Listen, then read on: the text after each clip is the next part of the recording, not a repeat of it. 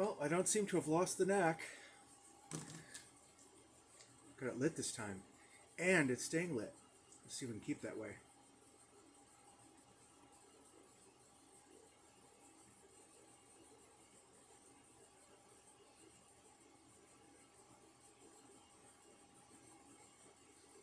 That's a trick picked up from Father John.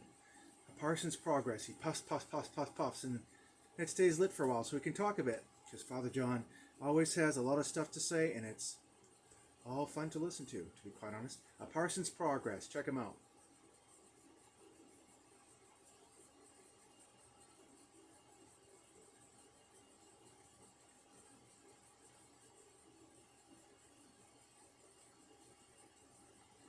Well, I'm down here in my husband's Manly Man workshop. This is where he spent most of his time when he wanted to putter a little bit. Last time he was in here, he, excuse me.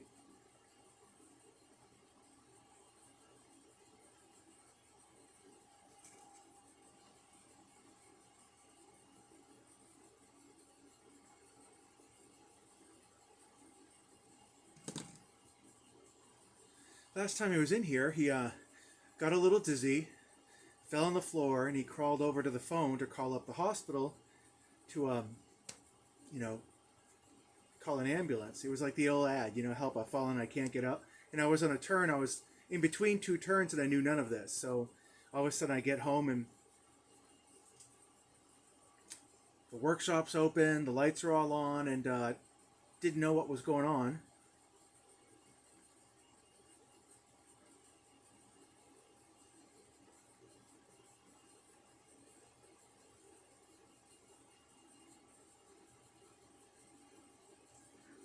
Get upstairs, and I'm like, should I go upstairs? Because towards the end, he slept upstairs because it's more comfortable for him. So should I go upstairs and see if he's okay? And then my phone rings, and then it's like, oh, look, it's the Elliott Hospital emergency room. I'm like, oh, Christ, don't let him be dead. No, he just got taken there because he fell, and so I guess it started sinking in that it was going to be dangerous to leave him alone from now on. And that kind of set the tone for the rest of the year. This was back in, I want to say June, July, something like that.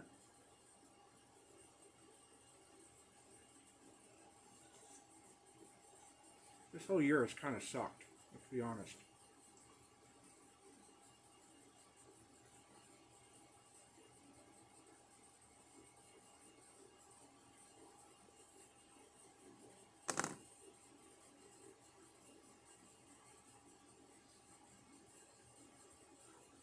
So one of the tasks I was supposed to do when he was in rehab was to fix his walker because he was fully intending to come back home, and I had to find like a little hex bolt to put onto the other end. Then he wanted me to put some liquid wrench on it to keep it in place, but I could never find the right size wrench in this whole place. And I'm not a handyman. He was.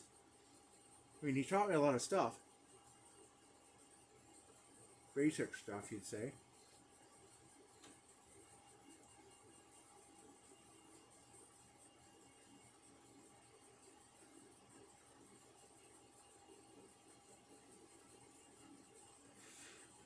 But I'm still not this whole house ready, to be honest. I came down here to chop up some kindling for the stove upstairs, and I thought, you know what, it's been a while since I did a pipe video, so I'm doing one now.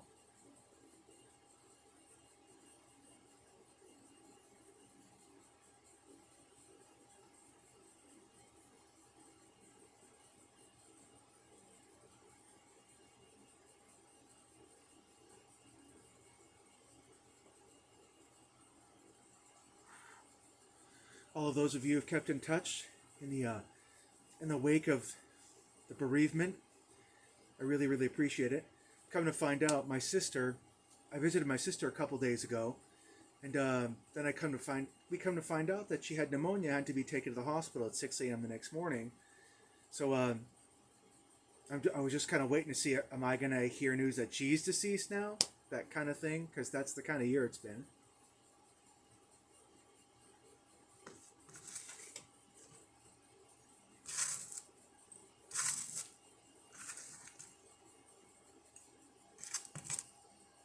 Free light. Yeah, that's the kind of year it's been. So I visited her yesterday, and I've been to Elliott Hospital so often during the last 10 years that I just kind of forgot. Suddenly, I get to the entrance, and I remember that the last time Bill was there, he had an appointment to put in this stomach catheter thing that was supposed to drain out all the excess liver fluid that I was supposed to drain from him when he came home from hospice, but he never made it home. So yeah, I kind of remembered that day as after the operation, we're trying to get him into my car, we're doing the transfer and everything, and to be honest, he was never right since because of the entire that in exactly a week, 7 days later, he'd be gone. Maybe a little more than 7 weeks, but yeah, that was the beginning of pretty much the figurative final nail in the coffin. And he spent the rest of the week just kind of out of it, or in a what did I forget the painkiller haze, in a morphine haze. Excuse me.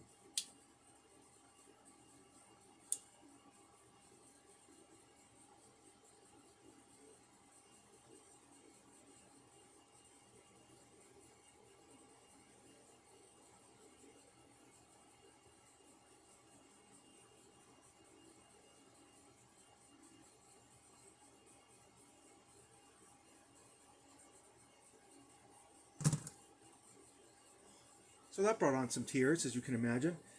So I visited my sister, and of course, I remember those hallways very, very well. And of course, we're in the hospital room. There's the little gold chart that's right up there, and it was almost like I was visiting Bill again in a way. There was the gold chart. I had to like walk over wires and stuff, and when the nurse would come in to do stuff, I stepped out of the way. I was all too familiar with this whole process. We'll just put it that way.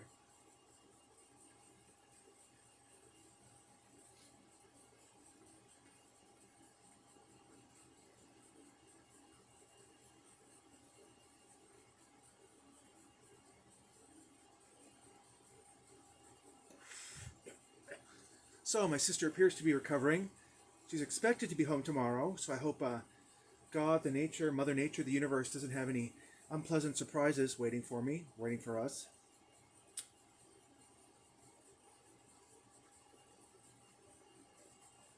I'm surprised she hasn't called yet. I've been spending a lot of time with her because she's kind of on the outs with her daughter right now, and I need someone to speak to, so we're happy to keep each other company.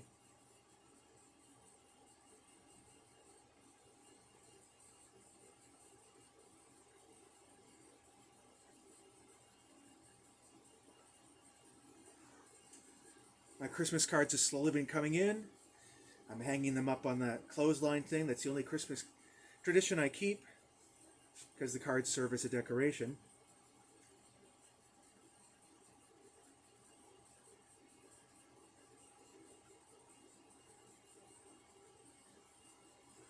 Been watching a lot of videos that really don't have anything to do with pipes, but there's Whatever Happened to Mac Parker.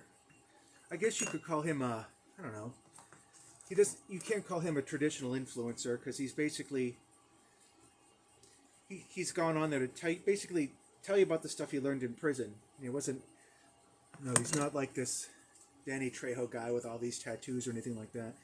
It was I guess you could call it white collar crime, but basically he had to spend 4 years in prison, and he had to get to his lowest moment before he learned some truths about himself.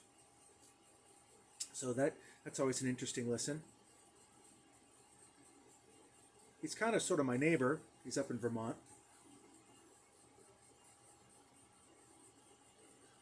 Coming to that, another neighbor of mine, another, he's a booktuber, but also coincidentally a pipe smoker. Is I believe it's Richardson Reads. He's just over the New Hampshire Vermont border, and he reads everything. And he's probably forgotten more stuff than I'll ever read, but he's always a pleasure to listen to. He buys he'll read anything, but eventually he'll buy these omnibus comics and show them. I get some off cheap. Last thing he bought was a Black Panther omnibus.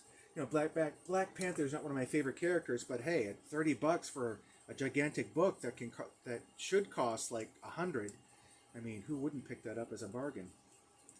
So, yeah, old man things. I'm keeping in touch with him. Mike really should have been born an Englishman. He's got himself a really awesome little pub that he made in his backyard, and it just looks like you stepped into the 1950s to the 1970s pub there. So, yeah, I wouldn't mind dropping in there once upon a time, sharing a pipe with him, if I ever get out that way again, because air travel and I do not agree these days. Last week I needed someone to talk to for obvious reasons, and I Facebook messaged a friend of mine in Newcastle, Mark, Geordie. I mean, a very proud, typical Geordie. And we just had ourselves a good chat while I had some whiskey. And of course, he said, there'll always be a bed for you here. Bed for you here, Gary. Mark is a good soul. He kind of collects, quote unquote, collects people from all over the world. His house is open to everyone. When I was talking to him, apparently a friend of his, a distant relative of his, I guess he follows Manchester United all over the place, and they were playing Newcastle, so Mark put him up, and he was going to be catching the train home the next day. And you can't really get more British than that. And that's the kind of stuff I miss when I used to go to the UK on a regular basis. But I still have ties over there, Scotland and in England. A couple of folks in Wales.